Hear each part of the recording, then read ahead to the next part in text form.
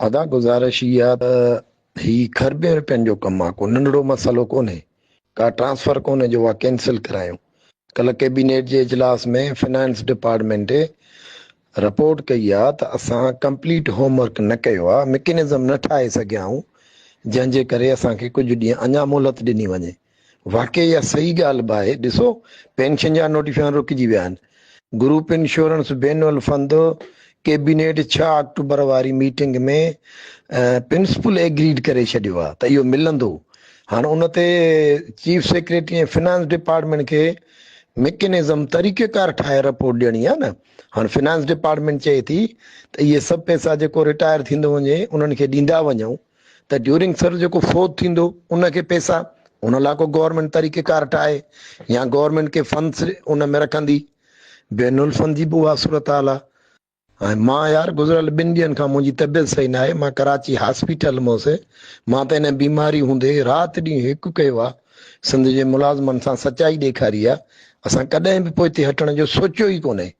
हाणे मां हिननि माण्हुनि खे, नेगेटिव माण्हुनि खे किथां रिप्लाई ॾींदुसि?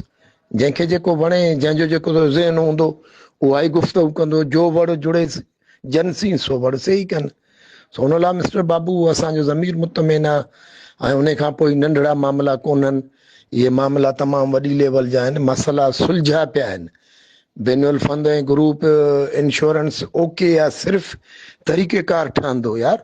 हे कंहिं फैक्ट्री जा कंहिं सेठ जा नौकर कोन्हे न त जीअं असां चऊं ऐं थींदो वञे।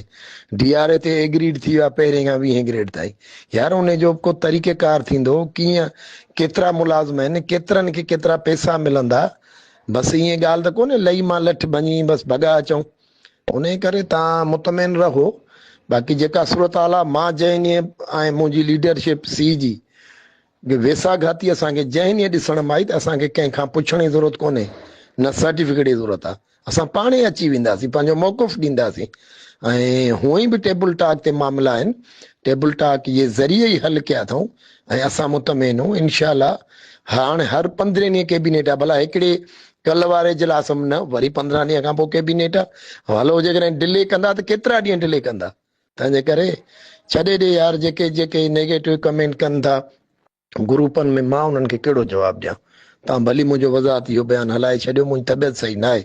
ऐं उन खां अलावा यार ॾिसो, 6 अक्टूबर खां पोइ 14 अक्टूबर, 21 अक्टूबर, 28 अक्टूबर 3 मीटिंग कयूं न गवर्नमेंट जी टीम सी जी लीडरशिप सां। ॻाल्हियूं तय थियूं, उन ते वॾी लेवल जो बहस हलियो आहे। तरीक़ेकार असां पंहिंजूं रिकमेंडेशन ॾिनियूं, हुननि पंहिंजियूं ॾिनियूं। उहे मामला तक़रीबन असांजा तयशुदा आहिनि।